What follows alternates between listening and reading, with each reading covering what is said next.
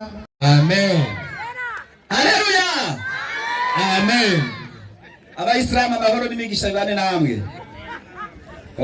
Amen. No kuramukanya byansi. Kore sana. Intege nke.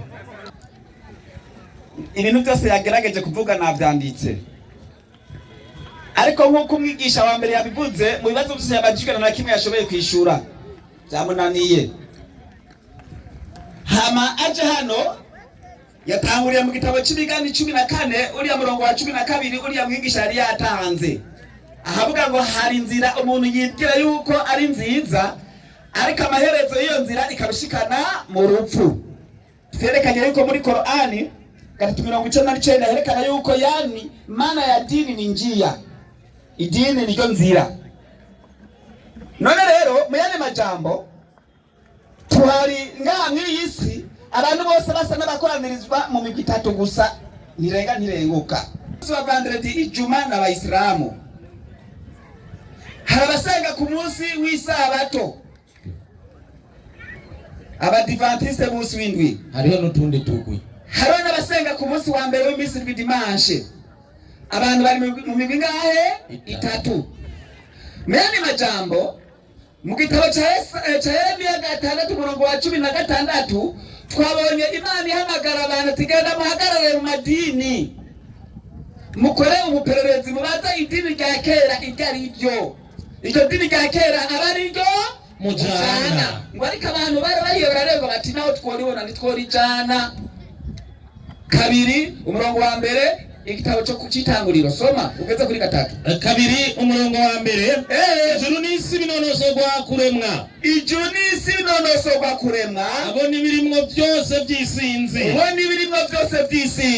Ku munsi ugirindwi Imana inonosora ibikorwa byayo yakoze.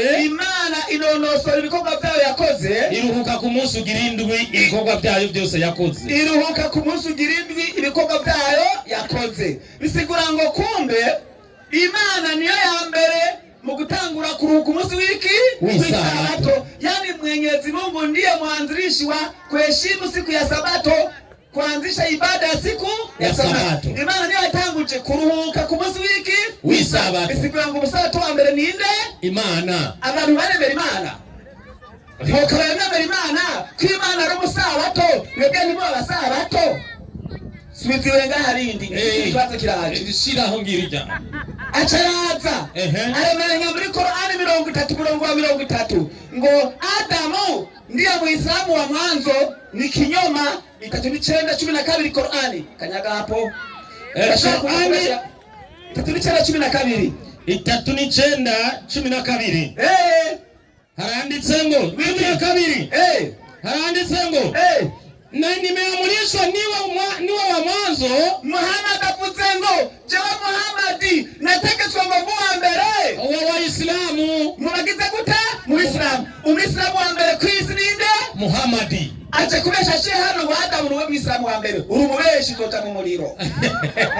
Muhammad niwe Muislamu wa mbere tanzwe kuronga ku isi. Muhammad avuze ngo mimi Muhammad nimeamrishwa niwe wa kwanza wa viumbe katika wenye kujisalimisha kwa Mwenyezi Mungu. Nategetswe ngo muwa mbere mu biremwa ngo abaya baki Abisilamu. Ikirema cha mbere cy'Isilamu ninde?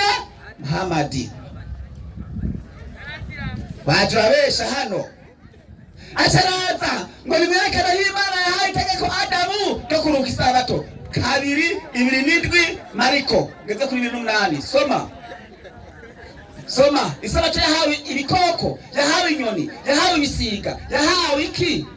Mariko 2:7 haranditse ngo 2:7 handitse ngo soma kandi arababwira ati sabato yabayeho kubw'umuntu. Komeye hapo igatabuleka hari igihe harikabe isabato. Oya mu minsi 5 yo kurema harabaye isabato.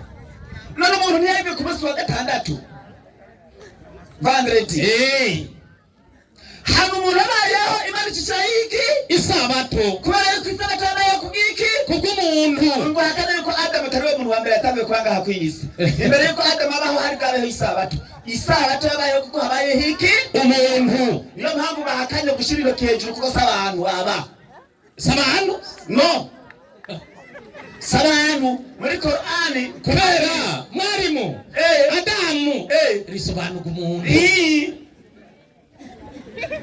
Adamu sigura umuntu mugabo sabaki sabantu abo. Twavuze abantu bashema ko hejuru. Abantu shema ko hejuru. Nabibonye. Kabiri 65 Qur'ani. Kabiri 65 Qur'ani. Mbere nsoma mu Kirundi. Kandi mwaramaze kumenya bamwe bahemuka muri mwebwe ku isabato. Impamvu batashize amaboko hejuru nuko bahemutse ku kibazo cy'isabato. Mwaramaze kumenya bamwe bahemuka muri mwebwe ku isabato. Maze turababarira duti. Tatubwira duti. Ni mu bintende ziteye isoni. Niyo mpamvu batashize amaboko hejuru ni nkende ziteye iki? Isoni. Wewe sema ko hejuru. Waravuga ko ariko wishe isabato. Ntashobora kumanika ukuboko abizi. Hama aje hano acavuga ngo urumva ngo biga ngo kuri zakera ngo ni nkuru muziki ngo zakera ngo zarenganye ngo nizirabana nabo musu uri mubeshi 66 sobaho nyene 66 ivyo twaciye tubigira icigwa gihambaye kuri iryo hanga rya kera no kuri zovuka mu nyuma yabo no kubatoha mu nyuma yabo twebwe turamu nyuma yabo turibo mu nyuma yabo. Sheikh Mutima ukaranirwa no gusobanura ibintu nk'ivyo kandi biri muri Qur'ani. Hama acayiwa yavuze ngo isabato ngo yahawe Abisirayeli ayagiye mu gitabo cyo gusura mu byagezwe 5:15 soma gusubira mu byagezwe 5:15 cyangwa 12 ntangora. Gusubira mu byagezwe 5:12 uze witondera umunsi w'isabato kugira ngo uziririze kuko je Uhoraho Imana yawe nabikugeze aho mu minsi 6 aho azaba ariyo ukoreramwe ibikorwa byawe byose ariko umunsi ugirindwi niwo sabato yanje jewe Uhoraho Imana yawe. Sawa 15 kandi uze wibuka yuko nawe wari mu buja mu gihugu cya Egiputa jewe Uhoraho Imana yawe nagukuje ukuboko kw'inkomezi kandi ukubanguye. Hagarara. Gutangwa kw'amabwirizwa 10 ku bisate bibiri by'amabuye vyabayeho inyuma y'uko Abisirayeli bavuye muri Egiputa. Bataraja muri Egiputa ntabwo bari bafite ibyagezwe vyanditswe ku bisate bibiri by'amabuye. Baravyigishwa n'abahanuzi n'abavushwa n'Imana batarinze kubihabwa ku bisate bibiri by'amabuye kandi bihari byanditswe. Niyo mpamvu kubera yuko isabato isanzwe yo kuva ku munsi ugirindwi wa mbere kw'itariki 7 ukwezi kwa mbere umwaka wa mbere wabayeho kuva isi n'ijuru rigize gute n'indwi ya mbere Imana yashyizeho isabato baca batangura kuruhuka isabato. Adamu na Eva n'Imana ubwayo twabibonye. Niyo mpamvu Imana itanga amabwirizwa kuva 80 kwigaka yavuze ngo wibuke. Wabonye kugira ngo wibuke atategeko ryasanzwe rihari wibuke kuziriza umunsi w'isabato kubera yuko mu myaka bawe muri gihugu cya Egiputa Farawo yarabibibagije nivyo none yari umupagani. Imana yongera kubibibutsa ati muvyibuke yuko mwahoze mu buja bwo muri Egiputa mwibuke kuziriza umunsi w'isabato ariko baributswa kuko vyari bisanzwe byanditswe bihari. Nuko bimeze ati rero ngo yahawe Abisirayeli ngo mwige muri Abisirayeli mushama ko yamwe hejuru umuntu wese ko Abisirayeli ashama ko hejuru mararaba netse ikibazo nikibasese Abayisilamu je munakubali kama nyinyi ni wana wa Israeli mikono juu wapi abafaranzi 23 guharura soma ayerezo guharura 23 handitse ngo Abisirayeli mu Giheburayo handitswe ngo abantu ngo abantu kumbe ijambo Abisirayeli sigura iki abantu shara bizi arabizi abirengako ni njumura nibigira nkana njumura mbizi kumbe Abayisilamu Sabantu. Je, Waislamu nyinyi mnakubali kama nyinyi ni wana wa Israeli? Mikono juu. Habawezi. Abasabantu. Abasabantu. Yani nyinyi ni wana wa Israeli, mwege muri abana bande? Ba Israeli. Uko niko twigisha. Rero isabato ni hawa bantu. Kandi abantu mugihe barabisigura ngo iki? Abisirayeli. Ewe mwarimu yaciye aza acavuga ngo mwebwe mwejo ngo twari kumwe ngo none ngo mwabitoye. Ntutebe kw'ibyo ndagaruka hanyuma. Ndagaruka.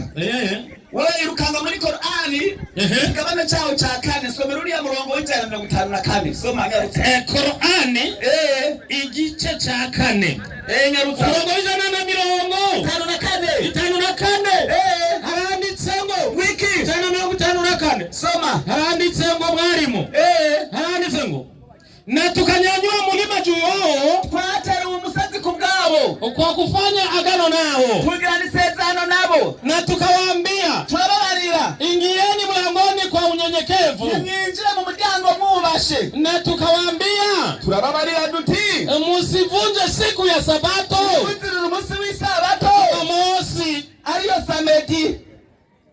Haleluya. Ikirundi soma muri Kirundi. Muri Kirundi. Haranditse ngo 154. Hanyuma tuduze umusozi hejuru yabo. Tuduze umusozi hejuru yabo. Mu gutsimbataza isezerano ryabo. Mu gutsimbataza isezerano ryabo. Kandi tubabwira duti. Ni mwinjiye mu irembo mwubamye.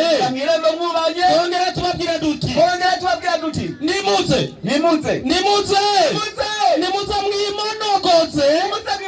Abayisilamu mwe. Mukuzirura umunsi w'isabato. Muzirura umunsi w'iki?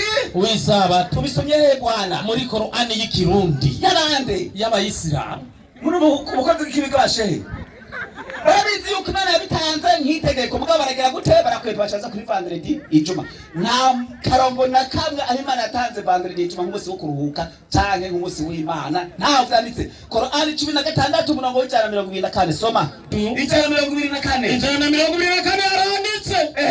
124 haranditse ngo hakika siku ya sabato ya Jumamosi hakukekeranya umunsi w'isabato samedi waliwekea walioitarifiana kwa ajili yake washiri wabandi badashaka kumvikana kuri wo na hakika Mola wako mlezi bila shaka atakukekeranya Imana yawe umuremyi atahukuma baina yao siku ya kiyama atocira urubanza bamwe muri abo bashaka ku munsi w'umuhero.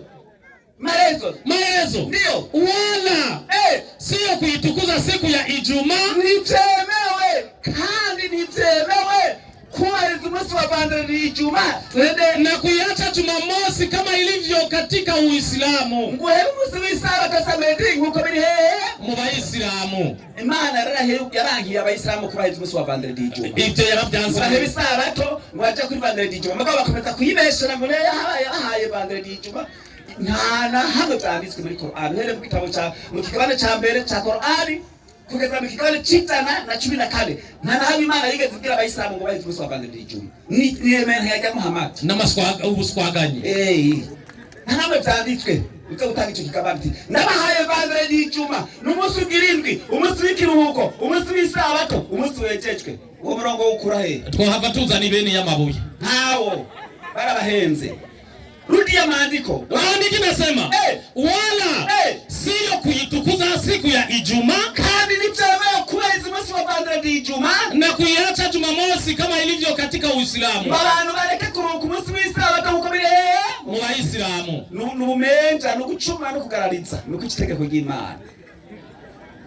Acha hano ngurube Abisirayeli ngo impamvu tutemere ko mwana waruka isabato ngo nuko mu mutagamano 5:12 Yosuwa ndangirije ngaho 5:12 Yosuwa 5:12 aranditse ngo 12 maze uwo munsi nyene bariye kuvyeza muri ico gihugu manu niyongeye kuboneka kugira gute kuboneka bariye bakiri mu bugaragwa bageze mu gihugu cy'isezerano manu niyongeye kugira gute kuboneka bace bajya ibivuye mu ndimiro wote kimya haleluya amen.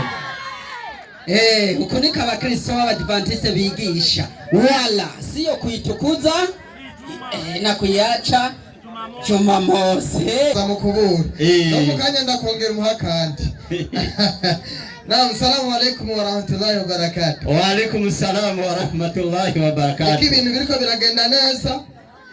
Pastori aguma yemeza umunsi wejejweko ntatwereka n'umunsi uvumwe eka ntawaratwereka ishwi akaguma yemeza ko umunsi wo gusengera ko ngo ari umunsi w'isabato mu gihe Bibiliya gwiwe atemberana mu kwaha iminsi yose buri wa gatandatu ivuga ngo musenge ubudasiba n'ibyo murongo ntawe urasoma eka na mwarimu yamye ngaha yari yawutanga niba ukwibukije wari yigeze awuvuga wawuvutse musenge ubudasiba umwanganiye gute ku isabato gusa kisi kibazo ngo ku isabato n'ukuri yabaga kiza kari gusenga ku isabato twese twokwigire gukora ibidandazwa byacu mwakubera ko Bibiliya yavuze ngo musenge ubudasiba abasiramu tubikora 5 ku munsi misi yose no munsi twaza none wewe Bibiliya ntoro itwara niyo ni kwawe bari mu Idirisa karibu minota yawe 15 umusenga ku isabato gusa ibisi bihano nukuri ibi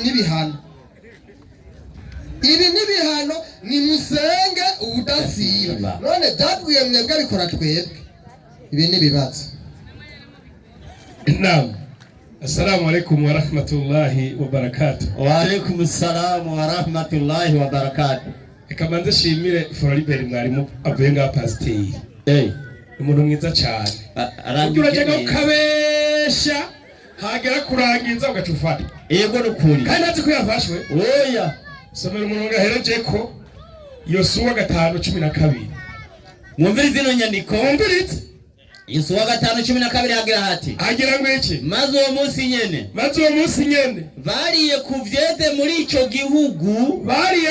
muri ico gihugu. Manu ntiyongera kuboneka. Murabagesera. Nimwe mwatumye manu idasubira kuboneka. Kumbe Imana yabategetse yuko barindira inge zivuye mwijuru. Abantu bacu baja kurya ivye kubera umunoho gusa. Baca baja kurya ivyo mu ndimiro.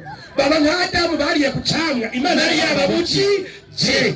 Baba bazaniye isi umuvumo. Ivyo kurya vyava mwijuru biba birahagaze. Mwene mbako muri inkozi zibi. Abarani ico gituma Imana yabapfumye kubera bananiwe no kubahiriza amategeko y'isabato. Imana ikibahindura inkende ziteye isoni. Mugabo bisomye kuri Qur'an aca birabisha kuri twebwe. Kandi Qur'an yari kiraduha amakuru yayo. Maskini ya Mungu. Qur'an tubwira amakuru y'ibyababayeko. Ntabwo kirabwira abayisilamu. Yeka. Ya iza kutwibutsa aya makuru. Habaye abantu b'abapagani bahinduye ibintu by'Imana baza kubihindagura bahindura n'imisi ibintu byose baronona. Abo rero Imana ikirabavuma baca bacika iki inkende. Imana yababwira ati guma muhira nabo bakaja gutembera ntibaje singaba baje singaba bambwira ngo muzoga ibivuye mu ijuru bagaca baza kujya ku busoro kuvyo abantu barimye. Imana ikababwira ati siramura ngo oya ngo gusiramurwa ni mu mutima simwebwe ni mwebwe nyene. Abaravyo byose baze kubananira Imana irabapfuma ati muri bikende pu hari naho mbere muri Qur'ani yabisi bigurube bagira ngo vyo ndaguha acaragenda. Naam. Murabona ngo umuntu wa mbere ngo kumwisiramu ngo yabaye Muhammad. Muhammad rero yinjiye idini. Igaraje mu muryango nabaye wa mbere. Igaraje wacu mu biremwa nabaye wa mbere. Naje mu muryango nabaye wa mbere. Mu biremwa by'iwacu muhira nabaye wa mbere. Nta nundi araboneka jombe. Je nabaye wa mbere. Na Muhammad kwa basekuru bapagani bimaka. Mu biremwa byari maka mu gihe cya Muhammad. Yabaye wa mbere kuba umwisiramu. Ariko nibisigura ko ubusiramu butari buhari. Eka umushima bwari buhari. Qur'ani 2:214 Qur'ani kariho 2:13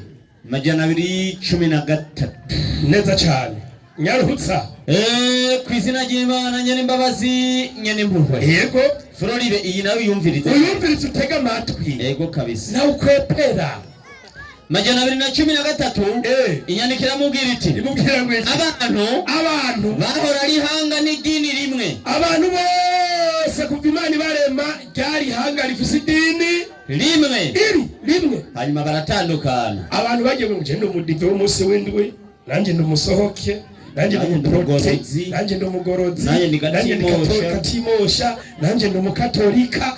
Abantu bose bari bafise idini rimwe bandanya Allah arungika intumwa ziwe. Intumwa z'Imana zagiye kuza kubera ico kibazo ngo zibaye inkuru nziza zirababurire anazimanurira igitabo cy'ukuri kugira ngo zitunganirize abantu kuri byo batumvikanye. Iyo dini rero bari bafise turirabire kwande mbega Aburahamu waraziririje isabato nta n'inyandiko yoronka kubera yatari umusabato umurinzi dini Aburahamu yari afise. Quran 2:130 hagira bati hagira ngweki izina ry'Imana nyene mbabazi nyene muwe yego ninde twitandukanya n'imigenzo y'idini rya Ibrahimu kiretse ubigize kijuju n'itegeko rya mbere ryo gusiramurwa Yesu yaje gushitsa ku isabato ryahawe Aburahamu. Urasoma Itanguriro 10:9 mu vy'ukuri Aburahamu twaramutoranije kuba imboneza ku isi yego no ku munsi w'imperuka azoba mu ntungane yego igihe umuremyi wiwe yamubwira ati Ibrahimu icishe bugufi Ibrahimu aravuga ati ndishishije bugufi imbere y'umuremyi w'ibiremwa byose yego maze Ibrahimu aragabana biwe mu Islamu acaragabana biwe mu Islamu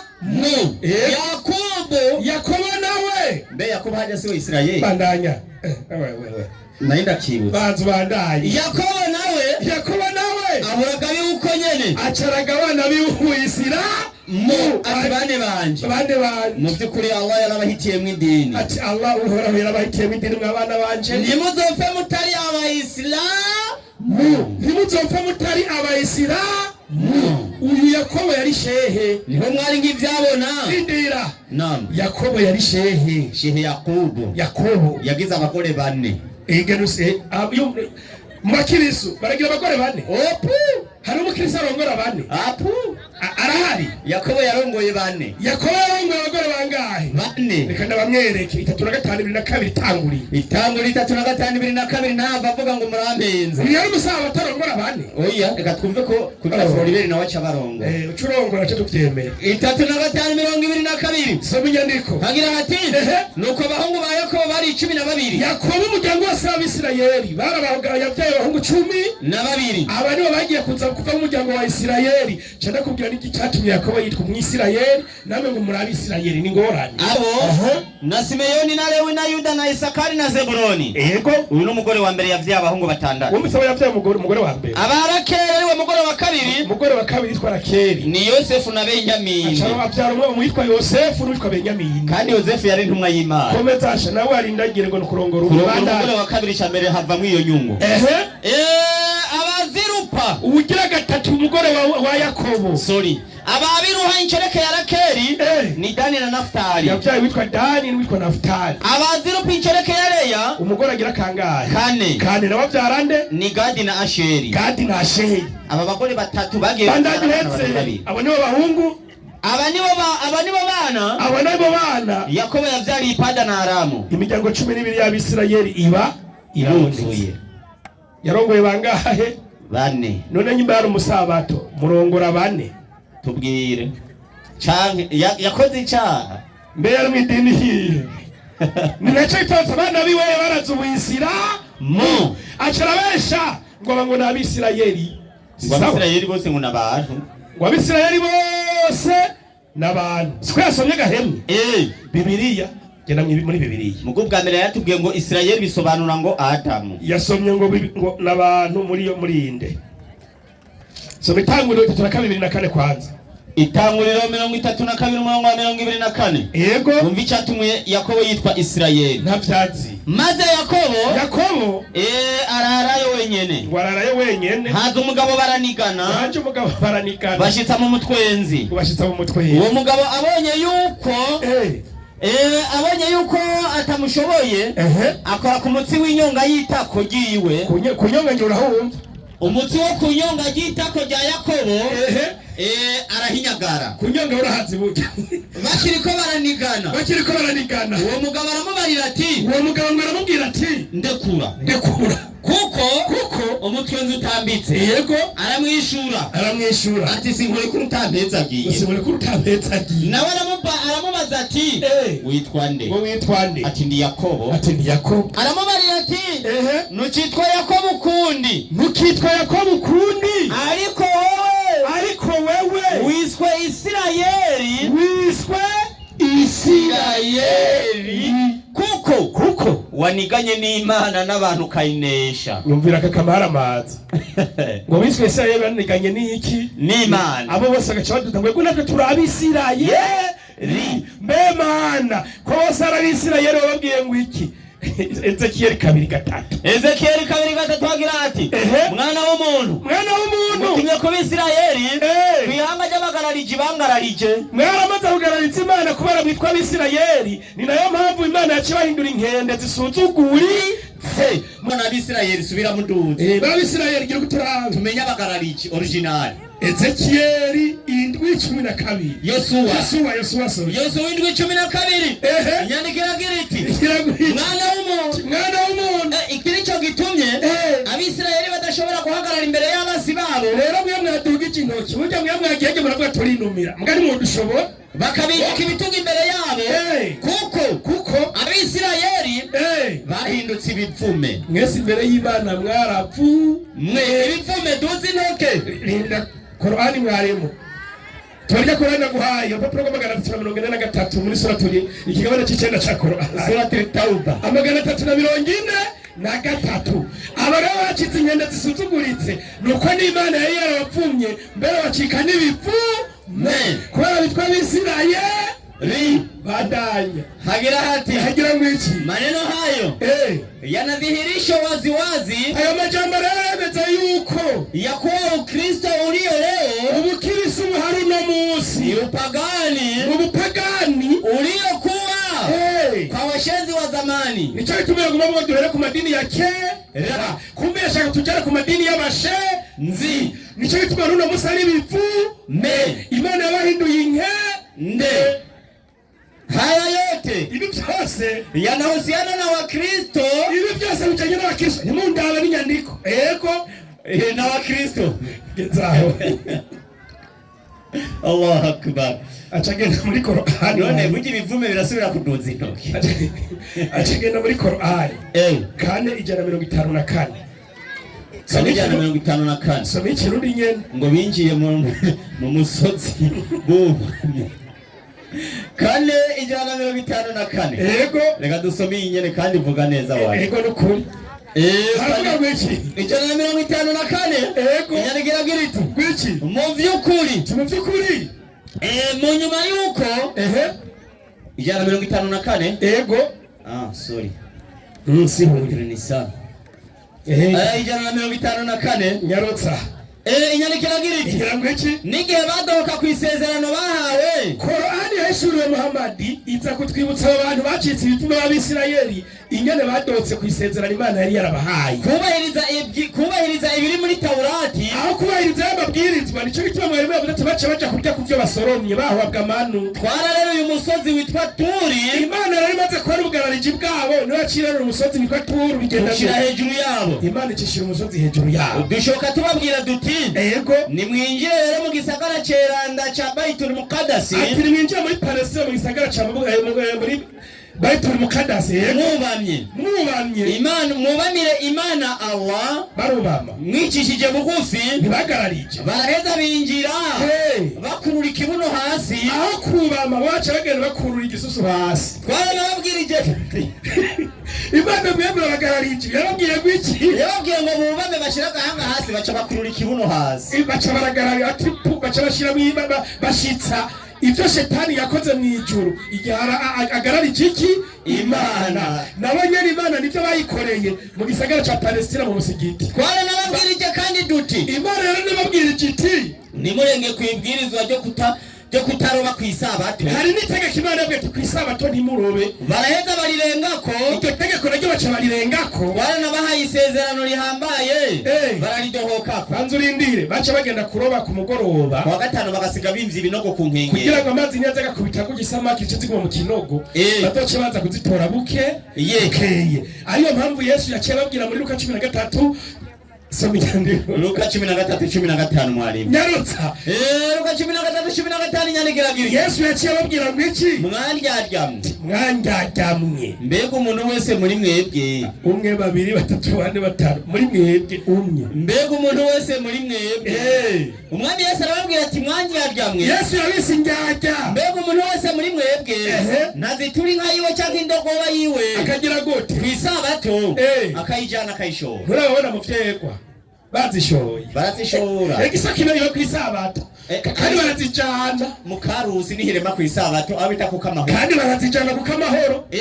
Turatuzibagurira kw'isabato. Ikindi mwarimu, naam, abantu bose baba mu gisagara ca Bujumbura, umuntu aba mu nzu y'umusabato cyangwa afisa mu isoko amukoteye ikibanza, hageze ko muri amahera y'ukwezi ayisabato zine barayakuramo, ayo mu kwezi isabato ziba zine mu mezi barayakuramo. bobo yakura Yesu ati mwandyarya mwe. Noneho pasitori ntahembwa kubera isabato. banze uhora ibyo. Twebwe nk'abayisilamu turazi neza yuko Imana ategetse abantu gusenga ubudasiba, kandi umugabo akazorya arushe, umugore azovyara ababaye. Haba ku isabato bigenda uko nyene. Imana ntiyigeze ibwira abarundi ngo genda muryame. Nico gituma n'ubu ujya ku isabato turakora ibikorwa rusangi, sindabona mutaje kwiga mu mashuri yubatswe ku isabato. Kanite ivyo bavyita itekano. Uko rero mwari muti ko ari kizira n'amashuri twubatse nimwo kwinjira. Iyo abashoferi badakora bajya yava mu Kanyosha gashikino. Ubu nta moto wuriye. Amayinite antene za limitere ko ziko zirakora ni muri mara ya kosoma. Nahera. Ni gikorwa si gikorwa. Bakoze wa. Yesu ati mwandyarya mwe. Twe turakora bakabivyaza umusaruro. Aho. Waislamu takbir. Allahu akbar. Iko bigenda. Nuko. Nata na unyari marakoresha telefone. Kandi rimwe amameka. Kandi limiteri kirakora. Minota yiwe ni 3. Sigaye muze murapfa hariya muje n'imodoka z'abandi ngo mwe mwari kuruka isabato. Hasoni. Okay.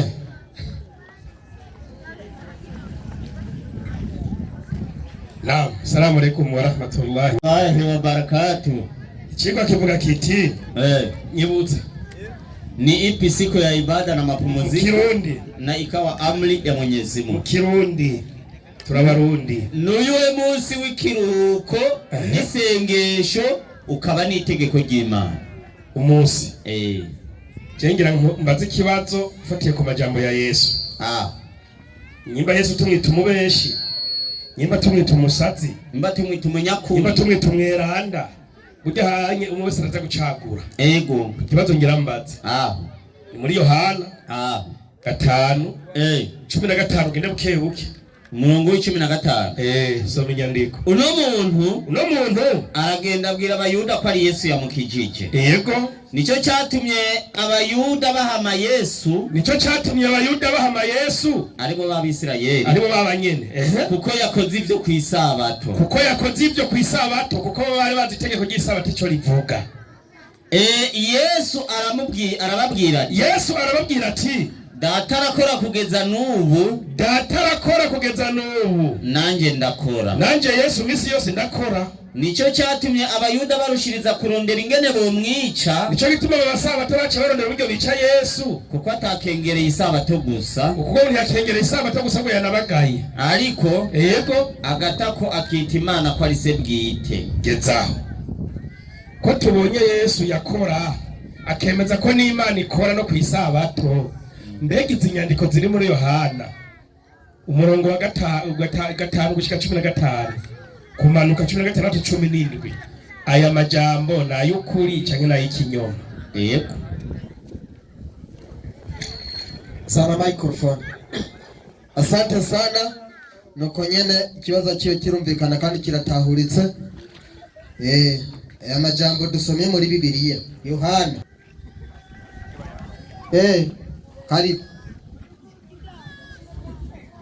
Karibu muhiti mwalimu wako. Muhena kaga kubutsa n'akazi kanyu. Barabizi. Umwigisha yamaze kwitegura. Ico ni kibazo cy'abana. Kuba uri umwigisha wasomye ibitabo kabaza ikibazo cy'abana n'akamarama. Cha bwana mdogo hicho. Mwalimu. Karibu. Hiyo ni swali ya bwana mdogo.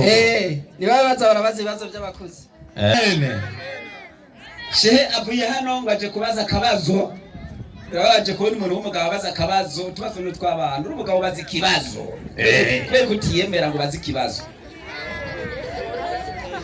Ati mu gitabo cya Yohana ikigabane cya 5 uriya murongo wa 15 na 16 ati Yesu yavuze ngo kugeza n'ubu ndakora kuko nabitagize gute arakora. Ati mugabo abayuda bobo bagombye kwica Yesu bamuhora kuko yakitije umuntu ku isabato bacamagiza bazira uyu munsi wiki w'isabato. Use your mind. Koresha ubwonko bwawe uhitemwe nawe umwe uhitemwe hagati ya Yesu n'abafarisayo n'abagabwenge b'ibyanditswe. Wokwemera abagabwenge b'ibyanditswe n'abafarisayo cyangwa wokwemera Yesu? Wemera Yesu. Kubera iki ufite impwemu mbi yemera ibyo abafarisayo ukangiza Yesu? Sheka abafarisayo kuhagiza Yesu bazira isabato bari bafite ukuri cyangwa barababeshi? Kuko yabandije kuvuga ngo ntiyazira uyu munsi w'isabato gusa ahubwo ngo yisago n'umwana w'iki w'Imana ngo yirenganije n'iki n'Imana. Ikibazo kiraje abayisilamu baremera ko Yesu ari umwana w'Imana, baremera ko ari Imana. Oya Nume ko afise impwemu mbi y'abafarisayo batemera ko Yesu ari umwana w'Imana akaba ari Imana. Erega nito bamwisha muhora n'abafarisayo nabo nyene ngo ntiyazira isabato gusa ahubwo yisa n'umwana w'iki n'Imana ngo yirenganije n'iki ngo ni Imana. Wewe bisigura ngo uwo ukasha kugira gute ugomumwa wikwegeye 12 Matayo era 11 Matayo 12 11 niho duhera. Handitse ngo 11 arabishura. Yesu arabishura ivyo ngaga ati ninde muri mwebwe yoba afise intama imwe? Ninde muri mwebwe yoba afise intama imwe ikagwa mu cyobo ku isabato ntayifate bayikureyo? Mbega none umuntu naruta intama cyane. None rero biremegwa gukora ibyiza ku isabato. Yesu yakoze nabi. Oya kumwica kwa koziki ibyiza. Nariko byiza birabujijwe. Oya Twenge turiga twigisha yuko kitu mu kisata ari cyaha. nta n'umuzi n'umwe. Kurakora umuntu yaguye mu kimanga ari cyaha. Oya Kurakora intama yaguye mu kimanga ari cyaha. oya Bavyigishije mwaka wa kangahe? n'amavuriro yacu bariko arakiza abantu. Twenge amasantere santere y'ukuri abantu bakomeretse cyane bagize ibibazo ku isabato. Kuko ari byiza yagize gute biremewe. ibiricwa n'ibihe? Yesaya 5:13 soma. Yesaya 5:13 soma. 5:13 haranditse ngo 5:13 haranditse ngo niba kuri kirenge cyawe ngo ntukandagire isabato ukareka gukora ibyo wigombeye ku munsi wanje wera, ariko ukita isabato umunsi w'umunezero. Mbere umunsi wanje wera ukawita uw'icubahiro ukawubaha nukora ibyo ugomba ubwawe niwirondera gukora ibyawe niwirirwa mu bijandijandi by'ubusa. Niho umugize gute ubaje isabato? Yesu nagiye mu bijandijandi ntiyarondeye inyungu bamuha amafaranga k'icyumuntu abanamba. bisigwa ngo wowe ufite impamvu y'abafarisayo kuko kiremewe ko ari cyiza ku munsi w'isabato. Turahinga abantu, turafasha abantu, turasengera abantu, turavura abantu. Iby'amahera ntitujamwo. Yavuze ngo abapagani bashenze nene the Holy Quran Arabic text with Swahili translation isomeye ukurasa 239. Yavuze ngo bashenze. Turabashenze hagati ya twebwe n'abayisilamu. Bashenze ni bande? Soma 236. Qurani inasema hivi. Abashenzi ndio watu wasiobatizwa. N'abantu batagize gute batabatijwe. Yani kwa Kiarabu yani watu ambao wasiobatizwa. Yani watu ambao wasiobatizwa ni makafiru. Ni abapagani, abashenzi, abakafiri. Abantu batekane. Twende wasiomjua Mungu. N'abantu yani watu wasiobatizwa hawamjui Mungu. Twende au waliomjua kidogo tu. Sanga bazimana buke kusana pakani na wengine washenzi hao. Kama Waislamu katika Qur'ani. Yaani Waislamu ni washenzi hao. Kwa Qur'ani Waislamu ni washenzi. Makafiru ni wapaka. Nenda kwa Qur'ani. Kwa Yesu. Nenda Yesu. Abashek matafari barahia ngorati isabato. Qur'ani kishure. Hori Qur'ani. Majira 3:4 soma. Anaandikwa hivi. Jumapili kufanywa Sabato. Kuma ukukafata dimasha ukaiti Sabato ni upagani. Twende kubadilishwa kwa Sabato ya Kiyahudi iliyoamrishwa katika amri 10 za Mwenyezi Mungu. Kuhinduka kw'Isabato y'Abayahudi yategetswe mabwiriza 10 y'Imana ukayikura kuri Sabeti ukayishira kuri dimasha ni kutoka Jumamosi kuitia katika Jumapili. Pia ni jambo la kipagani. Guhindura umunsi w'Isabato ukayikura kuri Sabeti ukayishira kuri dimasha ni upagani. Iyo ni Qur'ani ivuze twende. Amri ya Sabato, itegeko ry'Isabato iliyoshikwa tangu miaka na miaka, kubahirizwa imyaka na milele, iligeuzwa kwa amri ya makaskisi yahinduwe ku itegeko ry'abapadiri. Ni hii igitangaza ni iki? ya kwamba nuko hata Yesu hakutoa amri ya kuacha Jumamosi. Yesu nigeze atanga itegeko ryo gukuraho Isabato, iliyo ni siku ya Sabato, ari umunsi w'Isabato, na kushika Jumapili badala yake. Abantu beze dimasha mu gishingo c'Isabato. Yesu alikana wafuasi wake siku 40. Yesu yabanyira bigishwa y'imisi 40 baada ya kutoka kaburini, inyuma yo kuzuka mu bapfuye. Lakini ariko Yesu hakuthubutu kugeuza siku iliyobarikwa na Mungu. Yesu hakuthubutu kugeuza siku iliyobarikiwa na Mungu. Iyo dusomye ni Qur'ani. Abasheni mtaga bagegeze torika bande. Yesu yigeze ahindura Isabato yakomeje kugeza ibihe. Haleluya Kristo. Amen. Hapo ni ngoma. Sasa ni muongera amashi. Muhamashi. Ariko namwe mwibatse. Pastor yasomye ibitabo. Ngabashenze ngo nabantu batagize iki? Batabati. Mariya nyina yabyara Yesu yabatijwe nande? Numva niwe mushenzi wa. Niwe mushenzi wa mbere. Yohana nyene kubatizwa yabatijwe nande? Uwo mushenzi wa kabiri. Elizabeti mwene wabo na Mariya yabatijwe nande? Uwo mushenzi wa gatatu. Yosefu yabatijwe nande? Uwo mushenzi wa kane. Abraham. Zakariya yabatijwe ndiko ndavuga bico gihe. Igihe Yesu yarahari. Niba ndiko ndavuga. Elizabeti yabatijwe nande? Yohana nyene kubatiza yabatijwe nande? Zakariya umugabo wa Elizabeti yabatijwe nande n'abashenzi n'abigishwa ba Yesu ntibigeze abigishwa ba Yesu abatijwe yitwa nde? Banza usome. Na sheri wa Mariya ntiyabatijwe. Na sheri wa Mariya Yosefu abatizwa nande? Niwe twage hamwe mikamazi n'imipfunda rero akashareka. Okay. Bakinitwa bahatsi biraryoshe kuri ubwo rero takbir Allahu akbar. Ibaza ko ibintu bimeze neza bari mu idirisa karibu yego nukuri ibintu waje kwisobanura bizi kasha manje wakutari umucunguzi wawe atana batijwe genzo homberaho Mariya zohombe zohomberaho nyene sinzojayo. Naam. Assalamu alaikum wa rahmatullahi wa barakatuh. Wa alaikum salam wa rahmatullahi wa barakatuh.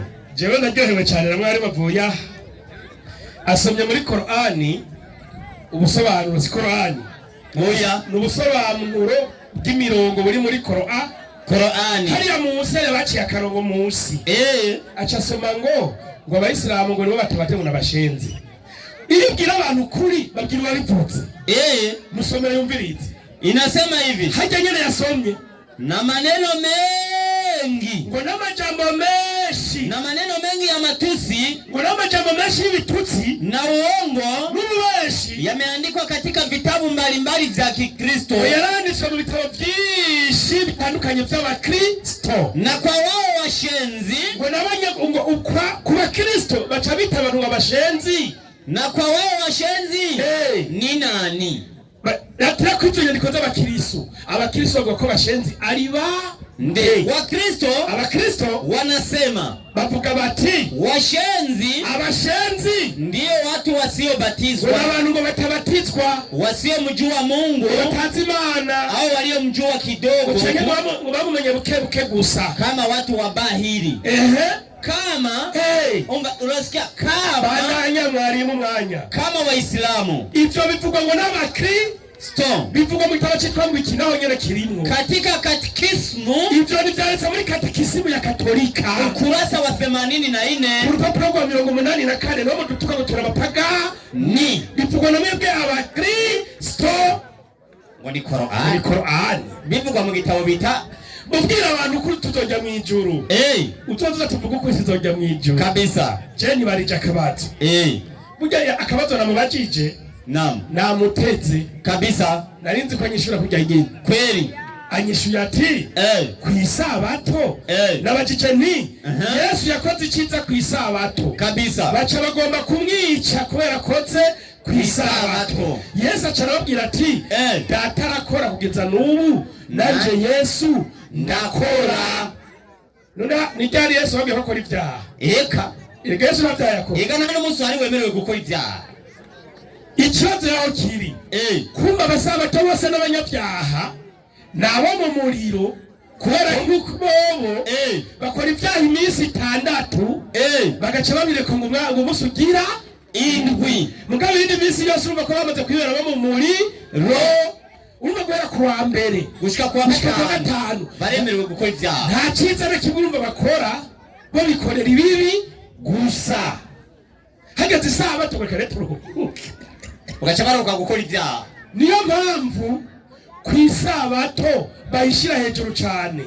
Nyimba Yesu avuga ati data arakora kugeza n'ubu nanjye nakora. None Imana irakora ibyaha? Irigere ikora ibyaha Imana? Itegerezwa gukora. Kumbe Imana ntiyigeze iruhuka kuko misi yose yakora ibyiza. Waje udora Imana yararuhutse ko yigeze iruhuka. Erega wafashwe wahejeje kabisa. Acaravuga ati byemewe gukora ibyiza gusa. Nanjye ndakubwiye ati ibyiza uzobere kuwa mbere gushika ku munsi wa mbere. Nicyo gituma twabwe twebwe abayisilamu dusenga ubudasi kandi 5 ku munsi kuko uko ni gukora neza. None ubu muri atetse mu restaurant mwagiriza iki? None bazurindire niyo murateka kwisabato bagira bitashushe nibateka. Heme guteka ni icyaha. Nibateka kuvoma amazi ni icyaha. None ugwaje umuntu womufashisha amazi uko utayavomye. Kuvura ni icyaha. Umuntu agiye kurima ni icyaha. Ugiye kudandaza abakoze icyaha. Umuntu agiye kwidandariza abari mu byaha. Kunyishu yiwe ngo biremewe gukora ibyiza kwisabato. Ayikandagiye ba mbere nimwe bw'abapasitori Amosi 8:3. Amosi 8:3. Mwizi byo mukorare mukuyikandagiye. Hagira hati ngwiki kuri uwo munsi indirimbo zo mu ngoro zizohinduka umuborogo. Zijya ndirimbo zanyu zo mashengero zizohinduka amaborogo. Niko umwami woraho agize nyarutsa imivyimba izoba myinshi ahantu hose. Imivyimba y'abantu bagiye kuririmba izoba myinshi ku munsi w'imperuka. Bazoyishurira hanze mu gacerere. Nyarutsa nimwumve yemwe bagomba gusiribanga abakene. Abakwisabato bagenda gusiribanga abakene bakabaka ikigira 10 kandi ico kibatunze. No kumara imazwa zo mu gihugu. Mukavuga muti mbega imboneko z'amezi zizoshira ryari canke amasabato tubone gutundurura ingano muba mugiye kwiba ngo tugure dutumve ingero yitwa efa. Geza umwanya wahetse kumbe kwisabato muja kwiba abantu kabisa. Ni Bibiliya zijewe shogomanga nishikano tuvuze gutundurura no kunyegurura ibintu byari byibereye. Rero muragenda mu bantu ngo yazanye ntibabikora kwisabato bagaca babaha n'amaresi. Amaresi nimo yabaha se kwisabato. Ibyo nibyo bita gukandagira iki isabato. Assalamu alaikum. Wa alaikum assalam wa rahmatullahi wa barakatuh. Ese suko. Haleluya. Amen. Haleluya. Amen. Abakristo turamukanye mu izina rya Yesu. Amen. Hama ngiye kubaza ikibazo abayisilamu. ntarabaza ikibazo abayisilamu itatu ifite. Twasomye muri Korani yuko abashenzi ari abantu batabatijwe. Korani yavuze iti n'abayisilamu ngombe baza abantu bafise amatwi yumva neza. Hagati y'abakristo n'abayisilamu ni bande babatizwa? Si twebwe abakristo. Korani ivuga ati abantu batabatizwa niwe bashenzi niwe bayisilamu. Ugomba kubipinga bakuzanire Korani ucubisomera hajya. Ngiye kubaza ikibazo canje mutega amatwi murazibazo nama nabajije. Ndabaza ikibazo mbajije ubwishaza mukishura ibiharage. Jewe nza kubaza nk'umuntu w'umugabo avyaye kabiri. Yesaya 6:23. Umuseyi yiyemera caguka yishura iki kibazo. Yesaya 6:23. Komeza. Igihe kizoza uhereye mu mboneko z'ukwezi ukageza mu mboneko z'ukundi, ukageza mu kundi, no guhera ku isabato ukageza ku yindi sabato, abantu bose bazohora baza gusenga imbere yanje ni kuhoraho agize. Bazohora baza gusenga imbere yanje ni kuhoraho nyene ingabo agize. Ikibazo kiraje utega umutwe n'amanari kubwiye dirisi. Tubonye yuko Bibiliya igihe kizoza mu bakristo muri ngaha mwumvirize mukarahirwa n'aba bayisilamu. Iyi ni kazoza abantu mushobora kuba mwaraco mashuri. Igihe kizoza abantu bose bazohora baza gusenga uko isabato itashe. Ikibazo mbaza niki kirabaza kiti ni hehe abantu bose uhereye kwijuma ugashika ku yindi juma abantu bose bazohora baza gusenga imbere y'Uhoraho Imana nyeningabo. Aha zoba ari mwijuru risha no mwisisha. Mwijuru rishasha no mwisisha. Abantu bose bazohora baza gusenga ku munsi w'isabato. Turashaka kumenya ku munsi wa ijuma mwijuru risha no mwisisha. Ku munsi wa ijuma mwijuru rishasha mwisisha. Tuzohora tuza gusenga kuri uwo munsi wa ijuma. Genda shaka ko bagerageze barondere mwiyarara agapapuro batayeyo baragatora nta ngorane bakazane badusome barirose namba rikanzu ndagukurikira. Ikibazo wacumbise ga Idrisa atu Bibiliya yavuze ngo uhereye mu mboneko z'ukwezi ukageza ku yindi, no guhera ku isabato ukageza ku yindi, abantu bose bazohora baza gusenga Imana mwijuru risha no mwisisha. Ati none muri Korani na Bibiliya canke agapapuro utoye kwiyarara erekana aho abantu bazohora baza gusenga ku munsi wa ijuma. Karibu mwarimu uhagurutse Gajari kino kisekeje umugabo angana nkuko agifise abana babiri. Jeje nyene ngeze muri batanu ngana gutya nawe ubuhanza bwaje ibibatsi.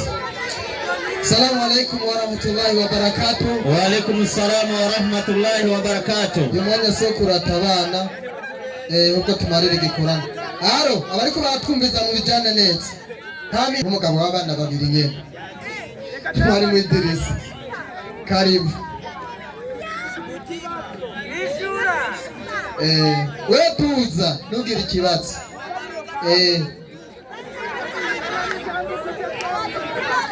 Shato cyo wacumvise bakeneye no guca ibera umusiramu. Turazinanye. Ujye ubonye umwana atanga guta amaboko buryo mutuma winjiye. Urumva no hinyuma ko bitameze neza. Ujye ubonye ucometse urushinga umwana kwa muganga agatanga kuvuza induru no guta amaboko mutuma winjiye tu kabisa. Mutuze kwavyumvise. Kweli. Kubwo rero arabajije akabazo. Yego. Arabajije ikibazo. Arabantu bakunda ivyubahiro.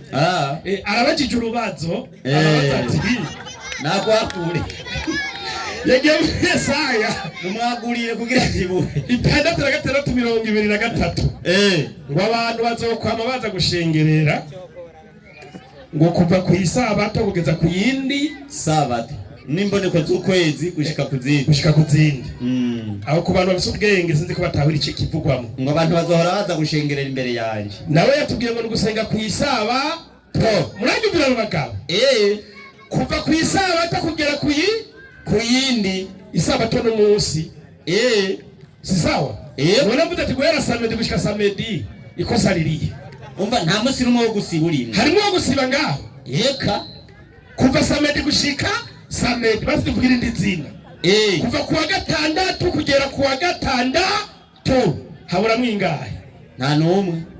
ni kila siku. kuva dimashe kugera dimashe kuva rende kugera ndi yani dusenga ubudasi sinagumye nabivuga kuva kare. ego nukuri n'abaciciki ngo guhera mu mboneko z'ukwezi gushika kurangiye. none umuntu adasenga kuva guserutse kandi kurenze aduza urutoki tuje tubanye umupagano wari ego kuva guserutse kugera kurenze nuko amatugana gushengera imbere y'uhora kandi ngo uko bimeze mu isi niko bizoba no mw'iju n'amajambo ya Yesu ntayo munsi uko yongaha mu isi abariko bibanahe no mw'ijuru nicyo tubayisamu dusenga ubudasi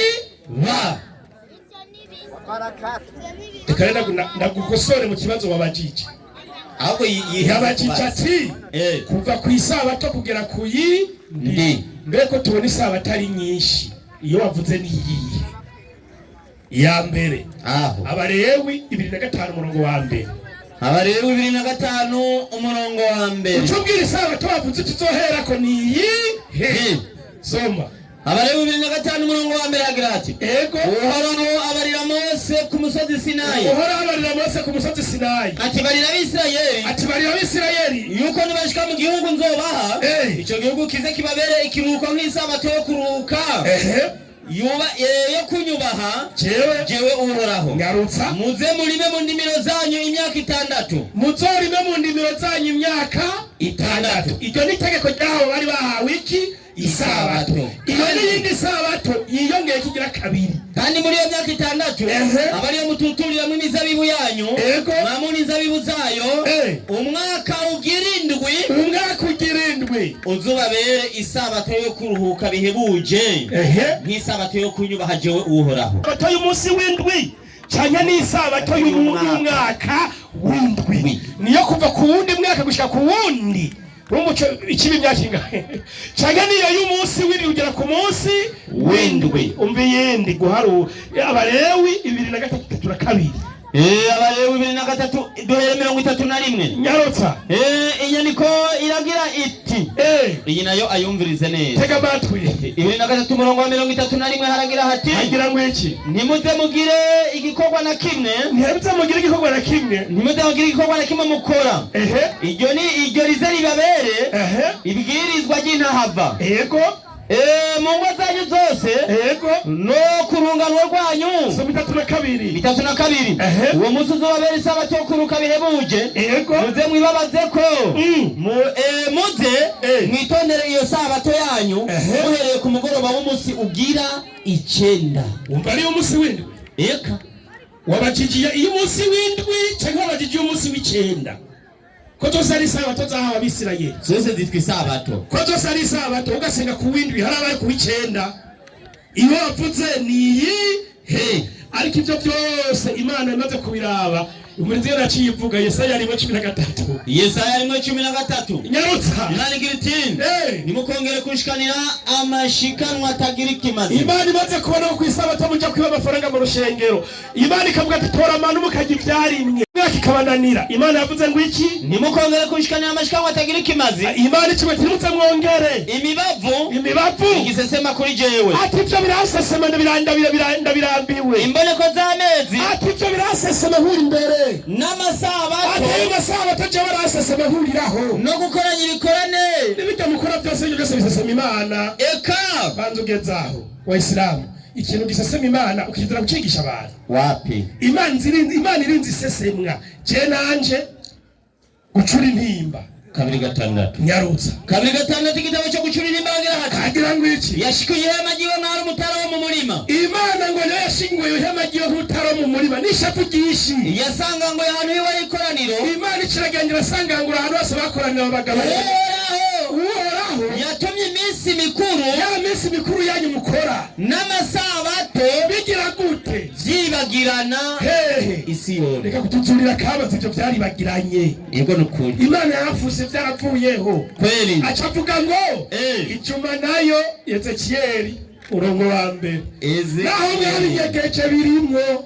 Ezekiyeli umurongo wa mbere agira mu mwaka wa 30 mu mwaka wa 30 ukwezi kwa kane aho Ezekiyeli rimwe umunsi ugira gatanu uko kwezi ku munsi ugira kangahe gatanu uko kwezi twari ukwezi kurimo namwe nari kumwe n'abajyanyi wari nyagano unarinjanye n'abajyanyi wari nyagano turi ku ruzi Kebari ivyo vyaba uko kwezi yari umuntu ari kubara ku munsi wa ijuru riruguruka ijuru rigira gute riruguruka ku munsi wa ijuma kumbe kuwa gatanu ijuru rigira gute ribaryugurutse ijuru rigira gute ribaryugurutse abayisilamu twigira mu musigiti ugasaba igisabisho kikakirwa ngo abo bikura ikuzimu maze ngo nivyo neretswe bivuye ku Mana kuri uwo munsi nyene wa kangahe wa gatanu kumbe ivy'Imana ivyereka abantu kuwa kangahe wa gatanu abagiye Samedi bagasanga ijuru rimeze gute ryugaye ryuguruwe ku munsi wa kangahe wa gatanu batigeze baja gusenga kumbe kuwa gatanu n'umunsi Imana yugurura iki ijuru abantu basaba ibisabisho bikakirwa n'Imana